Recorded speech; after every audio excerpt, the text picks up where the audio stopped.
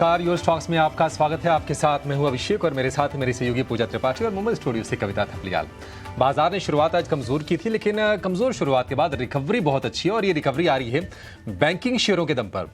Index में weightage वाले HDFC bank, ICICI bank में आपको आज तेजी दिखेगी। खासतौर से आईसीआईसीआई बैंक 2% ऊपर है और निफ्टी के टॉप गेनर में ये शेयर शामिल है। एक्सिस बैंक से भी आज बढ़िया सपोर्ट हम देख रहे हैं और इसके दम पर निफ्टी बैंक में करीब 500 अंकों की तेजी। 45,400 के आसपास निफ्टी बैंक कारोबार कर रहा है और इसके चलते निफ्टी में भी जोश है। निफ्टी सेंचुरी लगाने के करीब है, 21,700 के ऊपर जाकर कारोबार कर रहा है। हालांकि अभी भी एडवांस डिक्लाइन रेशियो को अगर आप देखेंगे तो मंदी के जो शेयर हैं वो ज्यादा आपको दिखेंगे। 1371 शेयर है लाल निशान में और उसके मुकाबले 882 शेयर हरे निशान में कर रहे हैं कारोबार। अगर आप गिरने वाले शेयरों की बात करें तो ग्रासिम और हिंडाल्को, जो कि दोनों एक ही ग्रुप की कंपनीज हैं, वहां पर 1% से ज्यादा की गिरावट है। बाकी कोई भी शेयर ऐसा नहीं जहां पर 1% ज्यादा की गिरावट हो। हिंडाल्को में जो उनकी अमेरिका की सब्सिडरी है नोवेलिस, उसका एक प्लांट है, प्लांट में देरी हो रही है, उसके कमिश्निंग में खर्च बढ़ गया है। तो तमाम फैक्टर्स हैं जो आज हम देख रहे हैं कि हिंडाल्को के शेयर को नीचे खींच रहे हैं। 13.5-14% ये नीचे आया है। हालांकि नोवेलिस के नतीजों में कुछ भी खराब नहीं था, वो बिल्कुल ठीक था, वहां पर कोई गड़बड़ नहीं थी, लेकिन थोड़ा सा कॉस्ट एस्केलेशन और कमिश्निंग में जो डिले है उसके चलते शेयर की आज पिटाई हो रही है। चढ़ने वाले शेयरों में Coal India, UPL, Apollo Hospital, Hero Moto, Bajaj Finserv 1.5 से 3% के आसपास की तेजी पर यहां पर कारोबार हो रहा है। इंडिया विक्स से 16.5 के आसपास, यानी कि बाजार में आप बहुत ज़्यादा यहां से ऊपर के स्तर की उम्मीद करके ना चलिए, कहीं ना कहीं अब अपने एक रेंज में ही रहेगा। लेकिन चलिए, यो स्टॉक्स में आपके हमारे एक्सपर्ट आपके सवालों के जवाब देंगे। नंबर लगातार आपकी स्क्रीन पर फ्लैश हो रहा है, 9167329108। इस पर आप फोन कीजिए, एसएमएस कीजिए या फिर व्हाट्सएप के जरिए भी आप अपने सवाल हमसे पूछ सकते हैं। और सोशल मीडिया का पता आपकी स्क्रीन पर @ETNowSwadesh, फेसबुक पर, इंस्टाग्राम पर और एक्स यानी कि ट्विटर पर, और फेसबुक और यूट्यूब पर भी हम हैं लाइव लगातार। वहां पर जाकर कमेंट बॉक्स में आप अपने सवाल हमसे पूछिए और हम कोशिश करते हैं कि सभी सवालों को शो में जरूर शामिल करें। और आज आपके सवालों के जवाब देने के लिए हमारे साथ हैं दो खास मेहमान। वृद्धि इन्वेस्टमेंट के विवेक कारवा हमारे साथ हैं और साथ साथ अंशुल जैन भी हमारे साथ हैं, लक्ष्मी श्री इन्वेस्टमेंट के। विवेक जी, अंशुल जी, आप दोनों का बहुत शुक्रिया, स्वागत है टीनो स्वदेश पर। अंशुल जी, शुरुआत आपसे करना चाहेंगे। अच्छी रिकवरी खासतौर से निफ्टी बैंक में 500 अंकों पर। अंशुल, यहां से लगता है कि अभी और गुंजाइश है तेजी की, और इंडेक्स में किस तरह से ट्रेड करना चाहिए अभी? नमस्कार अभिषेक जी, नमस्कार आपके सभी दर्शकों को। अभिषेक जी, निफ्टी देखिए नीचे लेवल से काफी अच्छी रिकवरी आई है, लेकिन 15 मिनट के चार्ट पे एक फॉलिंग चैनल है और उसके टॉप पे हम आके खड़े हुए हैं। तो 21,720 अब एक मेजर रेजिस्टेंस का काम करेगा। इसके ऊपर अगर हम निकलते हैं तो सेकेंड लेग ऑफ तेजी आएगी 21,760 और 21,800 तक। तो जो प्राइमरी फर्स्ट मूव था वो कंप्लीट हो चुका है। अब प्रोबेबली लेटर हाफ में हम वापस से ब्रेकआउट देखेंगे 21,720, 730 का, 21,760, 21,800 की तरफ। बैंक निफ्टी में भी थोड़ा सा मूव बचा हुआ है, 45,600 तक का टारगेट है। यहाँ से लगभग 250 पॉइंट की और अप मूव बनी है। तो अगर लॉन्ग करना है तो यहाँ से बैंक निफ्टी लॉन्ग कर सकते हैं। 45,200 का स्टॉप लॉस रहेगा और 45,600 का टारगेट रहेगा स्पॉट बैंक निफ्टी पे। चलिए, तो बाजार पर ये राय अंशुल की तरफ से और विवेक से भी हम बाजार पर राय लेंगे, लेकिन उससे पहले क्योंकि शो का नाम योर स्टॉक है और इंतजार रहता है आपके सवालों का और आपको इंतजार रहता है आपके स्टॉक पर जवाब का, तो चलिए इस सिलसिले की शुरुआत करते हैं।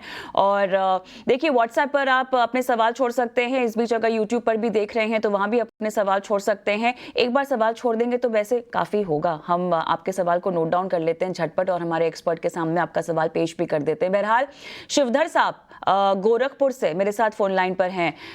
नमस्कार साहब, क्या हालचाल? सर मैडम ठीक है अभी। बताइए सर। मैम, ये मेरे पास भारत इलेक्ट्रॉनिक्स लिमिटेड का 1100 शेयर है, जो कि 52 रुपीज के रेट से मैंने एकोमुलेट किया हुआ है। तो इसका फ्यूचर, और मेरे पास कोई टाइम की कोई दिक्कत नहीं है। 2 साल, 3 साल, 4 साल रख सकता हूँ उसको मैं। तो और फिलहाल पैसों की भी कोई जरूरत नहीं है, तो पार्ट प्रॉफिट बुक करने का आपकी कोई मंशा भी नहीं है? नहीं, कोई मंशा नहीं है मैम। ठीक है, चलिए विवेक, शिवधर साहब ने बीए लिया हुआ है, भाव 52 है, मुनाफे पर बैठे हैं, पैसों की जरूरत नहीं है फिलहाल, क्या करें, कितना लंबा रोके? देखिए कविता, जितनी बार भी बात हुई है आपके शो पे, मैंने यही कहा है कि जो रेलवे है और डिफेंस है, ऑन डिप्स आपको बाई करना है, क्योंकि वैल्यूएशंस कंफर्ट नहीं है।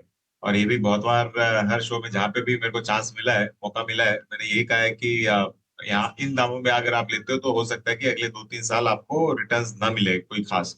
तो वही हुआ, 190 के ऊपर जो स्टॉक मतलब स्टॉक ट्रेड कर रहा था, आज ये 176 है। देखिए, भारत इलेक्ट्रॉनिक्स में मैं फिर भी होल्ड की सलाह दूंगा, क्योंकि आप अगर कंपेयर करो बाकी जो पीयर ग्रुप है डिफेंस में, ये वन ऑफ द सबसे सस्ता स्टॉक है आज के दिन, और इसकी ऑर्डर बुक एकदम मतलब फुलफिल होती जा रही है। तो मुझे लगता है कि आप इसको होल्ड करिए एब्सोल्यूट लॉन्ग टर्म के लिए। मैंने जैसे कहा, अगले 6 महीने हो सकता है कि इसी रेंज में रहे, कोई खास मूवमेंट नहीं दिखाए, लेकिन आप अगर लॉन्ग टर्म के लिए लेते हो तो ये बाकी कंपनी से सस्ते वैल्यूएशन पे आज भी ट्रेड कर रहा है, और डिफेंस आपको ग्रोथ ही दिखाएगा आगे चल के भी। तो पक्का होल्ड रहेगा, बढ़िया कंपनी है, और ऑन डिप्स आप इसको बाई भी कर सकते हो। ओके, ठीक है। तो ये है सलाह भारत इलेक्ट्रॉनिक्स पर। चलिए अब अगला सवाल ले लेते हैं। ये हमें व्हाट्सएप पर आया है, सुरेंद्र महतो जी का। पीएफसी है इनके पास, 300 शेयर्स 280 पर इन्होंने लिया हुआ है, काफ़ी अच्छे लेवल पर है और जो शानदार मुनाफा हो रहा है। इनकी खरीदारी से स्टॉक ऑलमोस्ट अब डबल हो चुका है। अंशुल, आप सजेस्ट कीजिए पीएफसी में अब क्या करें और तेजी के लिए बने रहना चाहिए? ये पीएफसी में स्लाइड करेक्शन आ रहा है, लेकिन वीकली चार्ट पे काफी अच्छा कंसोलिडेशन का ब्रेकआउट था, उसी को हम केवल रीटेस्ट कर रहे हैं। तो यहाँ से थोड़ा सा डिप में 415 के आसपास रीटेस्ट कंप्लीट हो जाएगा, वहां से फ्रेश बाइंग बनेगी 540 तक के 540 तक के लिए। तो स्टॉक अगर नहीं है तो फ्रेश बाई कर सकते हैं 415 के अराउंड, अगर है तो होल्ड करना चाहिए। दोनों केस में स्टॉप लॉस 390 का क्लोजिंग बेसिस का बनेगा। ठीक है, 390 रुपए का स्टॉप लॉस पीएफसी के लिए। उत्तर प्रदेश से निखिल हमारे साथ हैं। निखिल नमस्कार, पूछिए क्या जानना है आपको। जी सर, डीसीबी बैंक है हमारे पास, 136 रुपए के बाइंग पे है सर, 3197 से। 136। निखिल, आपने कब खरीदे शेयर ये? सर ये तो ज्यादा दिन से खरीदे थे, प्रॉफिट में था, फिर लॉस में आ गया हूँ मैं। हाँ, मैं इसलिए पूछ रहा हूँ क्योंकि 160-65 रुपए के आसपास तक तो ये शेयर गया था, जहां तक मुझे याद है। उसके बाद ये रिवर्स हो रहा है। 180 के आसपास था, इसके वजह से सर मैं लॉस खा गया है। ठीक है, डीसीबी बैंक, विवेक क्या सलाह आप देंगे? 136 का भाव है, 180 टारगेट प्राइस इन्होंने सेट किया था, 163-64 तक शेयर गया भी, वहां से ये रिवर्स हो रहा है। कितना कन्विक्शन है आपका, क्या निवेशित रहे, इनके टारगेट्स आ पाएंगे और आएंगे तो कब?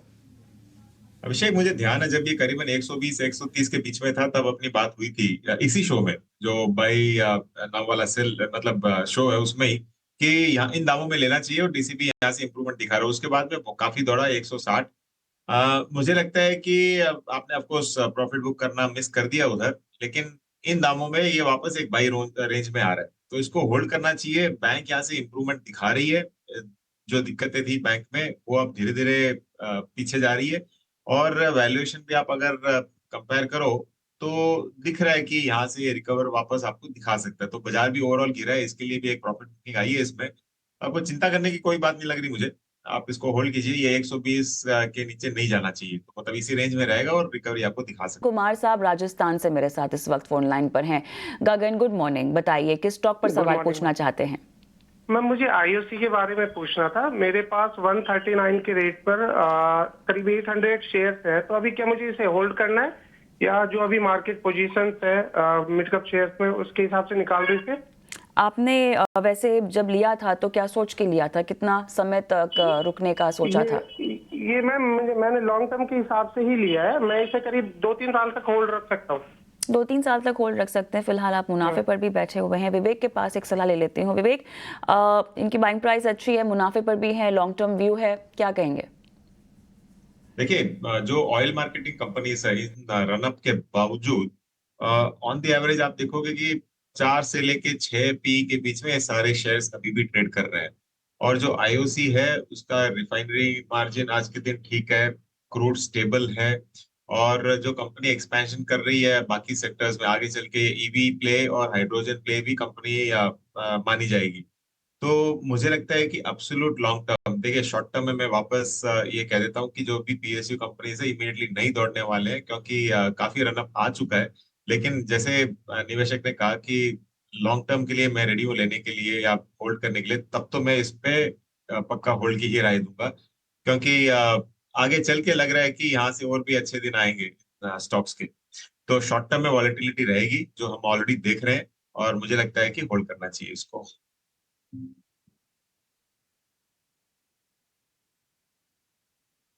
ठीक है, तो ये है सलाह आपको आईओसी पर दे दी गई है। अब अगला सवाल ले लेते हैं। ये हमें झारखंड से आया है रिंकू सिंह का, और ये व्हाट्सएप पर सवाल आया। प्रकाश पाइप्स है इनके पास 372 शेयर्स इन्होंने प्रकाश पाइप के लिए हुए हैं, और ये स्टॉक इन्होंने 14 रुपए के आसपास लिया हुआ है।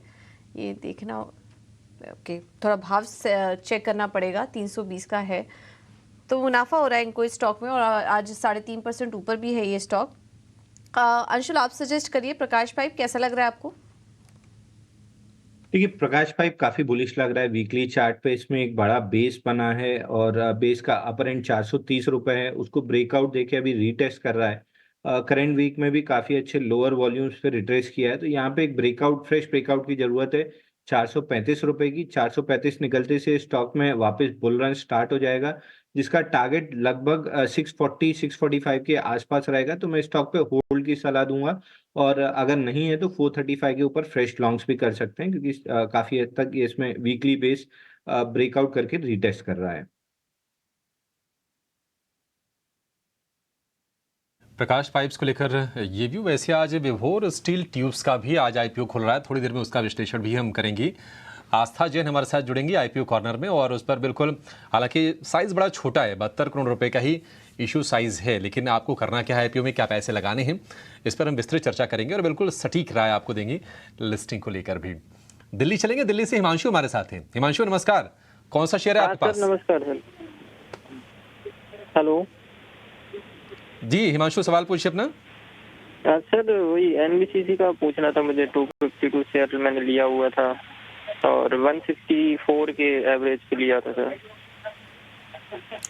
164 के एवरेज पर एनबीसीसी की कहानी भी ना वैसी है, हालांकि सेक्टर अलग है, लेकिन जो डीसीबी बैंक की जो कहानी है ना विवेक, कुछ उसी तरह की कहानी हम एनबीसीसी में भी देख रहे हैं। ये भी जहां पर इन्होंने लिया था वहीं से ये शेयर घूम गया है, और पिछले 6-7 सत्र से लगातार ये गिरावट वाले दौर में ही चल रहा है। हम सरकारी शेयरों पर फोकस कर भी रहे हैं कि आखिर सरकारी शेयर क्यों टूट रहे हैं, कितना टूटेंगे, क्या आपके सपोर्ट रेंज के आसपास है। उसमें एक प्रमुख नाम एनबीसीसी का भी है, क्योंकि एक ये बजट का प्ले था। बजट से पहले काफ़ी रफ्तार दिखाई शेयर ने, और अब मामला पूरा का पूरा रिवर्स होता दिख रहा है। 128 रुपये के आसपास का भाव है, हालांकि चला बहुत है, ये आप ध्यान जरूर रखिएगा। 252 शेयर विवेक 164 का भाव है। क्या करें एनबीसीसी में? क्या गिरावट ओवर है, अब दिक्कत नहीं है, यहां बने रहे? देखिए अभिषेक, वापस मेरा ये मानना है कि जितना भी ट्रांसपेरेंसी आई है, या फिर जो काम करने के तौर तरीके होते हैं उसमें एफिशिएंसी आई हो, सरकारी कंपनीज में आपको ब्लाइंडली इन्वेस्ट नहीं करना चाहिए। ये नहीं बोल रहा हूँ कि कंपनीज अच्छी नहीं है, लेकिन इतने रनअप के बाद में ये है कि आप अगर इनमें दबा के अगर लेते हो तो आपको ये ऐसे प्रॉब्लम्स भी देखने को मिलेंगे, क्योंकि दाम इतने बढ़ गए। तो एनबीसीसी की भी ऐसी ही एक कहानी है जैसे आपने कहा, और मुझे लगता है कि इन वैल्यूएशंस पे भी थोड़ा ये कॉस्टली है, थोड़ा तो नहीं, ज्यादा ही कॉस्टली है। तो आप अगर इसमें से प्रॉफिट बुक करके आप हुडको टाइप अगर कंपनी भी लेते हो, मतलब जो ऑलमोस्ट सिमिलर, समझो आप एग्जैक्टली सेम नहीं है लेकिन ऑलमोस्ट सिमिलर है, तो हुडको भी लेते हो, तो इसके मुकाबले वैल्यूएशन वाइज बहुत मुझे सस्ता लग रहा है। तो यहाँ पे विवेक जी, प्रॉफिट तो तब वो करेंगे जब प्रॉफिट होगा। सर, प्रॉफट हो ही नहीं रहा है, इन्होंने तो ऊपर भाव पे पकड़ा है। वो प्रॉफिट तो नेगेटिव प्रॉफिट मानो आप, नेगेटिव प्रॉफिट क्योंकि क्योंकि क्या है कि इसमें से अगर आप थोड़ा सा वैल्यूएशन जो कम हो उस कंपनी में लेते हो तो रिकवरी आपको फास्टर देखने को मिलेगी। देखिए, घोड़े का रंग घोड़े के रंग पे मत जाओ, सफेद है या काला है या नीला है, जो भी है, आप घोड़ा रेस जीतना है। तो यहाँ से आप निकाल के और कोई स्टॉक में जाते हो और वहां पे अगर आपको तेजी से रिकवरी मिलती है तो आपका पैसा वापस मिल जाएगा जल्दी। तो ऐसे आप सोचिए, वो बेटर स्ट्रेटेजी रहेगी। एनबीसीसी एग्जिट, हडको बाय, वहां पर आपके लिए बेहतर अपॉर्चुनिटी बनेगी। दर्शक भी शामिल हो चुके हैं उत्तर प्रदेश से। आर्यन महेश्वरी हमारे साथ फोन पर जुड़े हैं। नमस्कार, सवाल पूछिए अपना। मेरे पास मैम फिनो पेमेंट मैंने 367 के 150 शेयर्स हैं। अच्छा, ओके। और कितना समय दे सकते हैं आप? मैम टाइम वन ईयर दे सकता हूँ आराम से। ठीक है अंशुल, सलाह दीजिए। 1 साल का समय और दे सकते हैं। और 367 काफी पहले की खरीद लग रही है इनकी। थोड़ा ऊपरी लेवल पर इन्होंने ले लिया था, बीच में शायद मौका भी मिला होगा उनको, लेकिन तब ये निकल नहीं पाए। इनके लेवल्स के आसपास आया था ये स्टॉक, और उसके बाद वापस से फिनो पेमेंट का स्टॉक टूट चुका है। अभी 1 साल का समय और ये दे सकते हैं इस शेयर में। क्या करना चाहिए? देखिए, फिनो पेमेंट बैंक में एग्जैक्टली जहां पे इन्होंने बाय किया है वहीं पे डबल टॉप पैटर्न की फॉर्मेशन है, और वीकली चार्ट पे और लास्ट वीक की जो कैंडल है हेवी सेल ऑफ के साथ क्लोज हुई है, बड़े वॉल्यूम्स के साथ। तो यहाँ पे डबल टॉप प्ले आउट होता हुआ दिख रहा है। 240 इसकी नेकलाइन है, तो मैं इमीडिएटली एग्जिट की सलाह दूंगा, क्योंकि पहला टारगेट इसका 240 बनता है, और 240 निकलने के बाद डबल टॉप का जो टारगेट आता है वो 190 के नीचे आता है। तो इमीडिएटली एग्जिट कर लेना चाहिए इनको। बेटर क्वालिटी नेम्स है, वहां पे इन्वेस्ट करेंगे तो थोड़ा सा लॉस भी रिकवर हो जाएगा और प्रॉफिट बनने की भी संभावना रहेगी।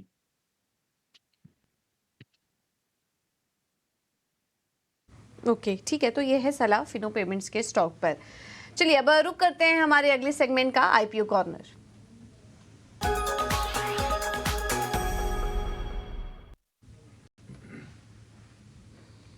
आईपीओ कॉर्नर में आपका स्वागत है। आपके साथ मैं हूं अभिषेक, और आज हम चर्चा करेंगे विभूर स्टील ट्यूब्स के आईपीओ की। आईपीओ आज से खुल गया है और इशू के जरिए कंपनी 72 करोड़ रुपए जुटाएगी। प्राइस बैंड है 141 से 151 रुपए प्रति शेयर का, और पूरा का पूरा ये फ्रेश इशू है 72 करोड़ रुपए का। साइज थोड़ा छोटा है, तो एक तो मुश्किल ये हो जाती है, क्या इतने छोटे साइज में अगर आईपीओ ठीक है तो आपको अलॉटमेंट मिलेगा? ये बड़ा प्रश्न हो जाता है। लॉट साइज 99 शेयरों का है, तो इसको जरा समझते हैं। आस्था जैन हेम सिक्योरिटीज से हमारे साथ जुड़ गई हैं। आस्था जी, बहुत शुक्रिया आपका समय देने के लिए। स्वागत है आपका 18 स्वदेश पर। आस्था जी, जब ये आईपीओ के बारे में पहले मैंने सुना ना और पढ़ा इसके बारे में, तो पहले मुझे ये लगा कि नहीं एसएमई वाली आईपीओ होगी, क्योंकि 72 करोड़ रुपए के साइज।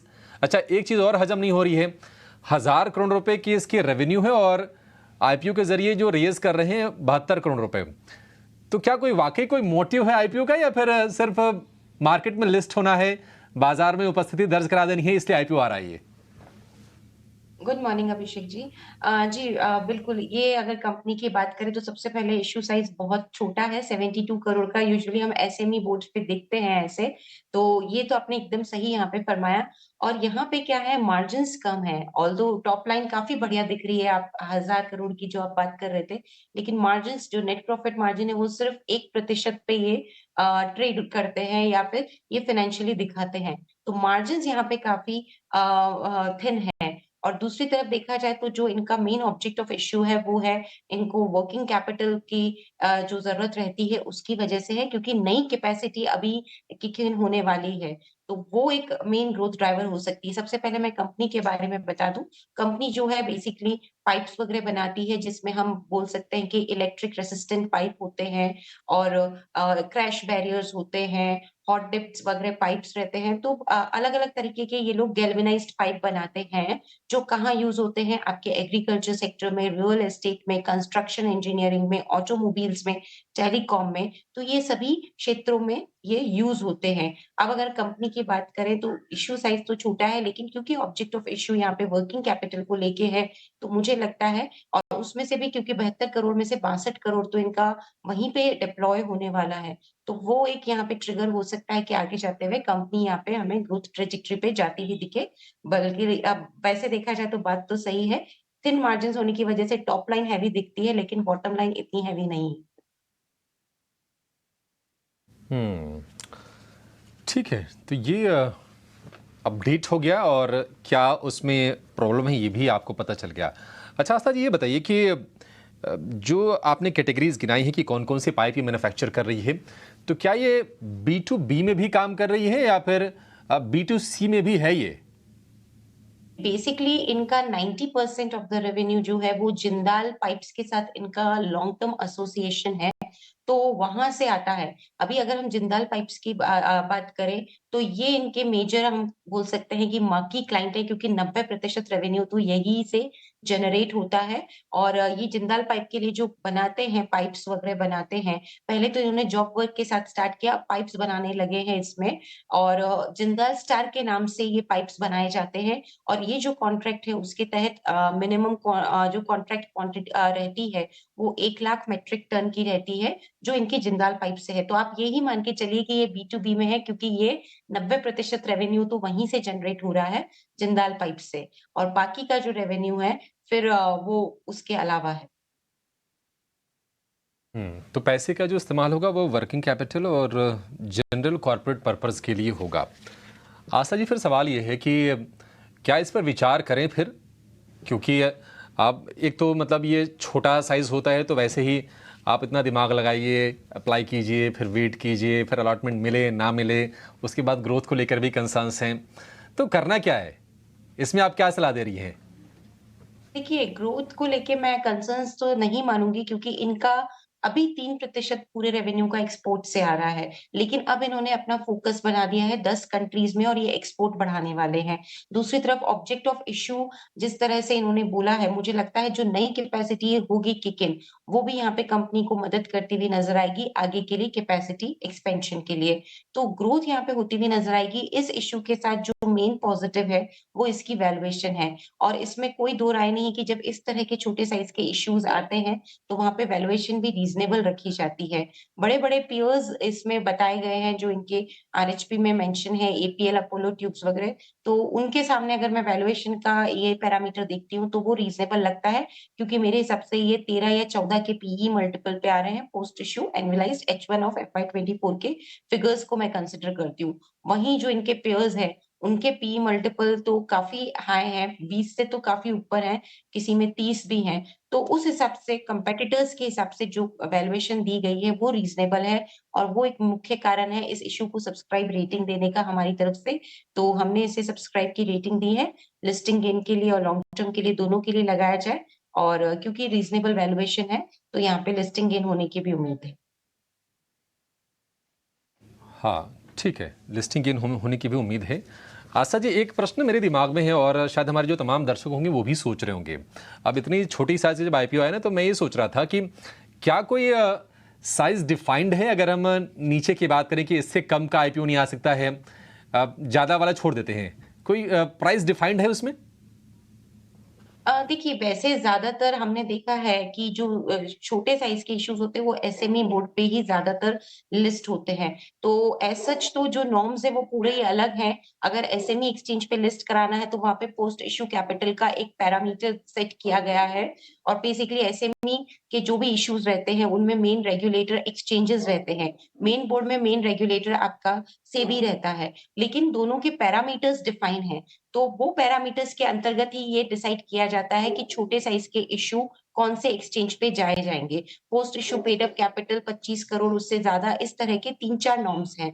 तो मुझे ऐसा कुछ नहीं लगता है कि कोई बड़ी दिक्कत होती है। अगर कंपनीज कुछ पैरामीटर्स को जो कि मेन बोर्ड पे लाने के लिए फुलफिल करती है, तो मेन बोर्ड पे भी कंपनियां अपने आईपीओ को उतार सकती हैं। तो वैसा कुछ नहीं है। अगर हम वो जो नॉर्म्स डिफाइंड है उसके अंतर्गत कंपनियां काम कर रही हैं, तो डेफिनेटली मेन बोर्ड पे भी छोटे साइज के इश्यू आते हैं। बट प्राय ये देखा गया है, अमूमन जो छोटे साइज के इश्यू हैं आजकल एसएमई एक्सचेंज पे ज्यादा लिस्ट होते हुए नजर आएंगे।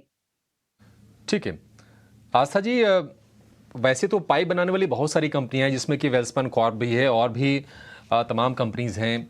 आप ये बताइए कि इसके डायरेक्ट पेयर्स कौन से हैं और क्या वैल्यूएशन ठीक ठाक है आईपीओ के?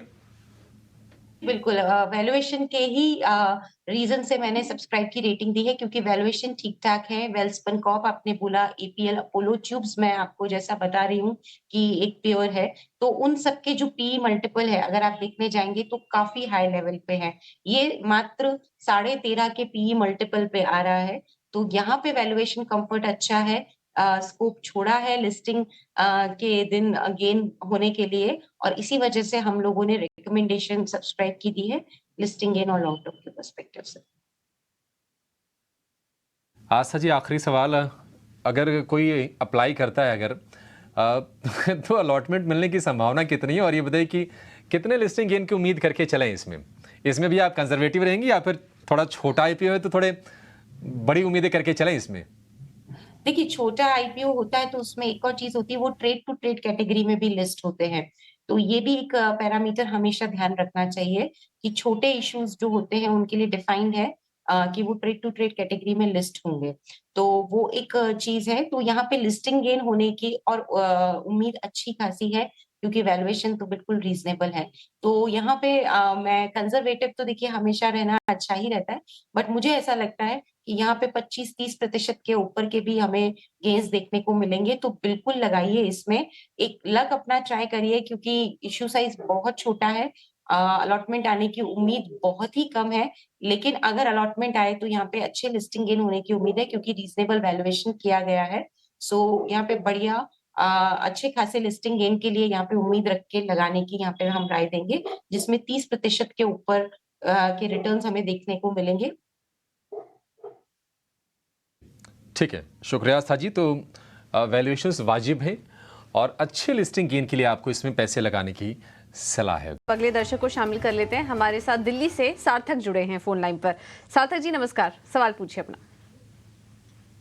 नमस्कार मैम। मैम मेरे पास आईओबी के शेयर्स हैं 364 रुपीज के प्राइस पे। कब लिया था आपने? मैम ये लिया होगा मैंने शायद 10 दिन पहले, जब आपने रेकमेंड किया था। 83 तक भी गया था उस टाइम पर, ये अब फिर से नीचे गया है फिर दोबारा। अच्छा हाँ जी। क्योंकि आपने देखा होगा सार्थक जी, हाल फिलहाल में स्टॉक्स टूटे भी काफी। सरकारी बैंक, हम बात भी कर रहे हैं इन पे कि सरकारी बैंक, सरकारी कंपनियां ये टूट भी रही है। मौका था आपके पास, लेकिन चलिए कोई बात नहीं। आईओबी, विवेक जी अब आप सलाह दीजिए। 64 पे इन्होंने लिया था और भी ऊपर के भाव देखे उन्होंने, लेकिन तब डिसीजन नहीं ले पाए निकलने का। अब क्या करें आईओबी? अभी भी हल्का मुनाफा हो रहा है इन्हें। आज आईओबी 3% ऊपर है। निचले स्तरों से बैंक्स ने रिकवर भी अच्छा किया है। अभी क्या करें? रुके रहे और तेजी के लिए स्टॉक में? और स्टॉप लॉस भी अगर आप चाहे तो इनको सुझा सकते हैं। देखिए, बाजार में एक नियम होता है कि जितना जोर से आप और जितनी तेजी से ऊपर चढ़ोगे और उतनी ही तेजी से आप हो सकता है कि नीचे भी गिरो। तो यही हो रहा है आईओबी के साथ। जितना इसका फंडामेंटल्स है उससे बहुत ज्यादा ये चल चुका है और 83-80 के ऊपर तो ये मतलब स्क्रीमिंग सेल था।